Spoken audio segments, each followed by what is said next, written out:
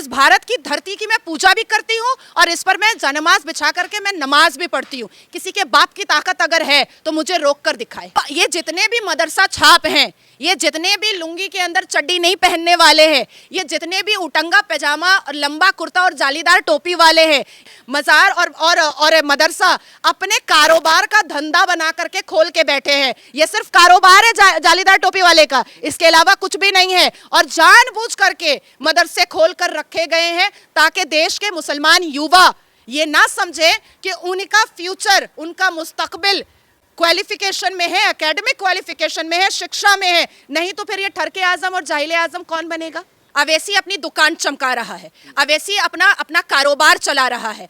उसने पूरे हैदराबाद को उसने पाकिस्तान लाहौर बना करके रखा है।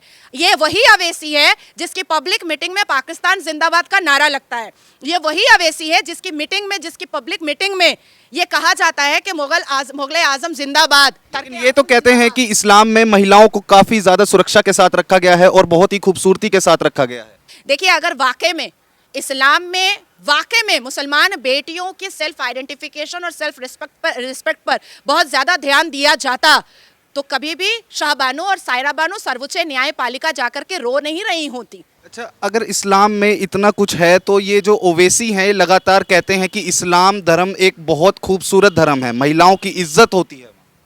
देखिए, अवैसी साहब से पूछिए जा करके कि उनकी बेटी के एंगेजमेंट में उन्होंने लाखों करोड़ों रुपए खर्च किया है।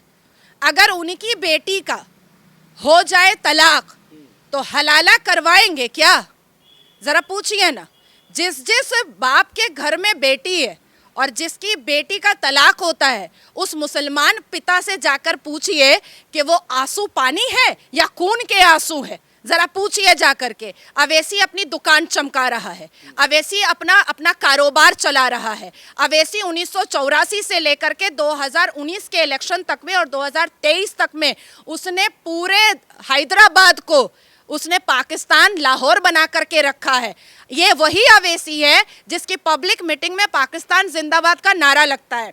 ये वही अवैसी है जिसकी पब्लिक मीटिंग में ये कहा जाता है कि मुगल आजम जिंदाबाद। लेकिन ये तो कहते हैं कि इस्लाम में महिलाओं को काफी ज्यादा सुरक्षा के साथ रखा गया है और बहुत ही खूबसूरती के साथ रखा गया है। ये जिहाद हलाला ऐसा कुछ भी नहीं है। कौन बोला है ये बात? ऐसे कई मुस्लिम हैं जो हमसे लगातार ये बात कहते हैं कि इस्लाम में हलाला है ही नहीं। जरा मेरे सामने ले आइएगा। ऐसे को जो भी मुसलमान हैं उनको ज़रा मेरे पास लेकर आइएगा। मेरे हाथ में ना मैं अल कुरान रखूँगी, ना बहिश्ती जेवर रखूँगी, ना सही अल बुखारी की हदीस रखूँगी, ना बाकी हदीसें रखूँगी। लेकिन सामने वाले को वो सारी किताब लेकर के आनी पड़ेगी क्योंकि मेरा पूरा याद किया हुआ है, मेरा पूरा अच्छे से पढ़ा हुआ है। उनको बोलिएगा मेरे सामने ये बात बोलने के लिए। देखिए, अगर वाकई में इस्लाम में वाकई में मुसलमान बेटियों की सेल्फ आइडेंटिफिकेशन और सेल्फ रिस्पेक्ट पर बहुत ज़्यादा ध्यान दिया जाता तो कभी भी शाहबानो और सायरा बानो सर्वोच्च न्यायपालिका जाकर के रो नहीं रही होती। समझ में आई बात? खून के आंसू रो रो करके अपनी ही इज्जत और आबरू की भीख नहीं मांग रही होती राजीव गांधी से, और राजीव गांधी इनकार नहीं कर रहे होते अपनी चेयर और कुर्सी बचाने के लिए। अच्छा, आपके ऊपर आरोप लग रहे हैं कि 24 के एजेंडा के लिए, हिंदू मुस्लिम का एजेंडा चलाने के लिए आपको ग्राउंड पर उतारा गया है। कौन लगाया है ये आरोप? नहीं, मैंने अगर कोई भी बात अपनी गलत रखी है तो आकर के काउंटर करें मेरे पास लोग। मैं डिबेट पे भी बैठती हूँ, मैं यूट्यूब चैनल्स पर भी बैठती हूँ, मैं डिजिटल पर भी बैठती हूँ, बिना सिक्योरिटी के मैं रोड पे भी घूमती हूँ, बिना किसी डर भय के मैं किसी भी स्टेट और किसी भी राज्य में जाती हूँ, कोई भी मार्केट और बाजार में जाती हूँ, मुझे तो कोई प्रॉब्लम नहीं है। तो अगर किसी को आपत्ति है और किसी को लग रहा है कि मैं किसी एक खास एजेंडे पर काम कर रही हूँ तो वो आकर के मेरे साथ काउंटर करे। मैं तो कई बार लाइव पर भी बैठती हूँ यूट्यूब डिजिटल पर, तो वहां पर तो कमेंट्स आते हैं, मैं जवाब दूंगी ना, मैं जवाब देने को तैयार हूँ।